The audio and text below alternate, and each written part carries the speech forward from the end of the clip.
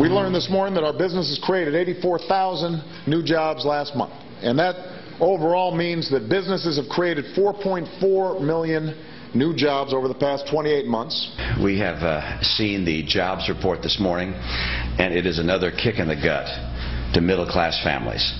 The back and forth on the campaign trail earlier today over the latest employment report. Let's bring in our panel to kick this around. Steve Hayes, senior writer for the Weekly Standard. David Drucker, associate politics editor for Roll Call. And, of course, with us all week, syndicated columnist Charles Krauthammer. So this right in the middle of the president's economic bus tour through Ohio and Pennsylvania. He said it's a step in the right direction. But David, it's hard to put a positive spin on these numbers. Yeah, well, you can't. I mean, you can try, and the president certainly did his best today to say, look, we keep creating new jobs every month. I've created about 4 million jobs since I've been in office. But I think for voters, the important thing is, are you creating enough to actually reduce the unemployment rate in a significant way? And even more important to that, do they feel as though things are getting better?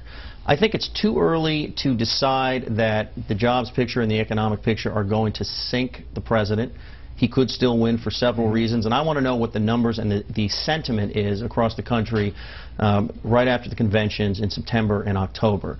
But this isn't good. It doesn't look like it's getting better, and so the way he wins re-election, if this is the case, is to disqualify Mitt Romney as an alternative. You know, Charles, Romney was handed a home run ball right there straight across the plate today, right in his sweet spot. He hit the ball pretty hard, but for some reason he cannot get the type of traction he needs to on the economy to make it stick to President Obama and raise his profile. Why? It's, I think, incomprehensible. This is the one big issue. This is the one issue that affects everybody. It's number one on people's list. And he's got all the arguments.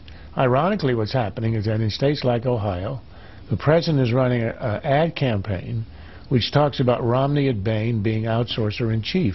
The implication is, and it's a clever one, it's actually working in the polls, that somehow this minor employer, Bain Capital, headed by Romney, operating more than 10 years ago because of its outsourcing, is somehow responsible for the unemployment and the misery of people today. Whereas it's quite obvious that the economy's been in the hands of Obama for 3.5 years, spending $1 trillion, increasing our debt by $5 trillion, and getting us nowhere. He promised, in fact, at the time that our unemployment rate today would be 5.6%. It's 8.2. And Romney's inability to bring home the argument that it's that's responsible, and not, you know, the crisis in Europe, the tsunami in Japan, who knows, earthquakes and tsunamis all over the world, and the outsourcing by Romney in the 1990s, is simply incomprehensible. If he can't make the argument, he doesn't deserve to win the election. You know, Stephen, in 1992, the economy was actually getting better under Bush 41, but Bill Clinton and his campaign managed to stick a bad economy to him like a muddy sponge, and they got people to make up their minds about it very early. I like that, like a muddy sponge. Look, I mean, this is the big question in the campaign right now, 4 months out from Election Day. Can Mitt Romney ride what has been, to this point, basically a singular message, a singular focus? President Obama's bad for the economy. That's been his argument. I think the data suggests that voters have priced that in.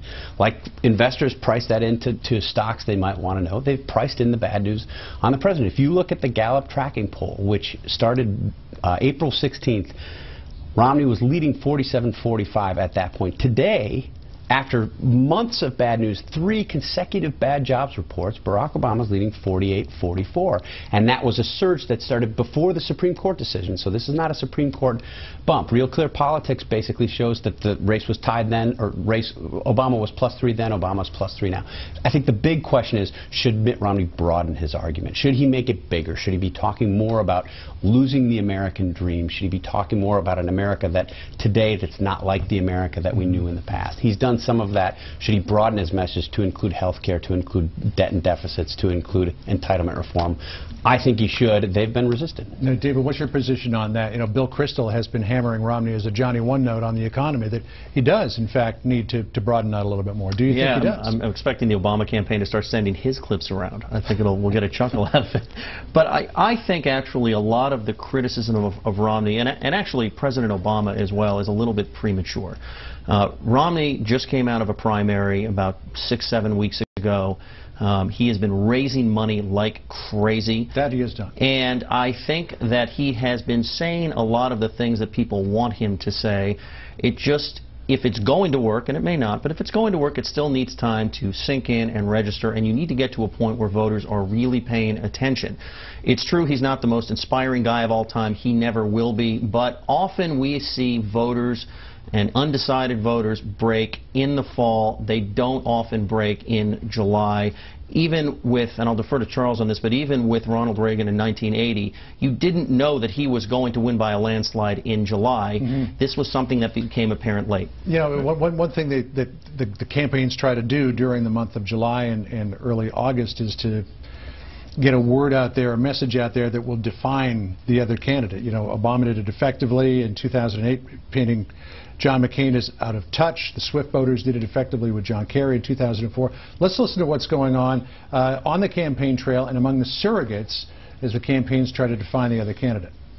This is the most secretive candidate since Richard Nixon. They're trying to turn the clock back 50 years on transparency and disclosure. It was the most anti-small business administration I've seen probably since Carter. Who would have guessed we'd look back at the Carter years as the good old days? The Carter years and Nixon, those are two very inflammatory names to be throwing around as you try to define the other person.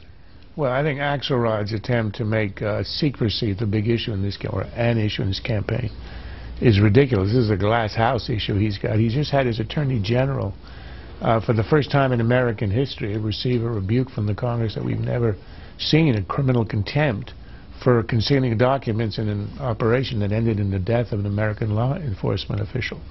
So I wouldn't be talking about open government and transparency. But I think Romney's problem is not just that he doesn't have he doesn't know how to deliver a message, or he's not charismatic. I think the way to put it is he simply hasn't been ideological enough. This is a center-right country. This is a country that 2 years ago threw out the Democrats without any leadership, without any charismatic speeches, over issues like Obamacare, the increase in the size of government, and the debt. It's sitting out there. The American people do not want the expansion of government and European social democracy. We know that. We just saw it. There hasn't been a radical change in the electorate. Romney has to make the case not just, I know how to do jobs and create them because I did it at Bain. I'm going to deregulate. Obama's a regulator. It's about expansion of government. It's about debt. It's about stimulus, Keynesian experiments, all this stuff. It's all out there. And that's the case he has to make, and he hasn't. He wants to stick to biography. It's not enough. I couldn't agree with Charles more. I mean, if you think about what Mitt Romney frequently says about Barack Obama on the campaign trail, he says, he's a nice guy, he's just in over his head. Like, really, is that the problem with Barack Obama, that he's just in over his head? You think he's got to be tougher? Look, if you look at Romney, when was the last time you saw people affiliated with the Romney campaign basically say, Barack Obama's a big government liberal? I mean, I would argue that Barack Obama's expanded the size and scope of government more than anyone since LBJ, perhaps more than anybody since FDR, and you're not making an ideological critique of what he's done. That's the argument, and that's frankly going back to Carter and Reagan. That's what Reagan did. He said, look, the policies plainly haven't worked, but they haven't worked for a reason. He's trying old policies that have failed in the past. Let me hit the pause button. We want to take a quick break and come back with our lightning round. Next up, Romney VP possibilities, healthcare, and your viewer-voted topic. The lightning round is coming up right after the break. Stay with us.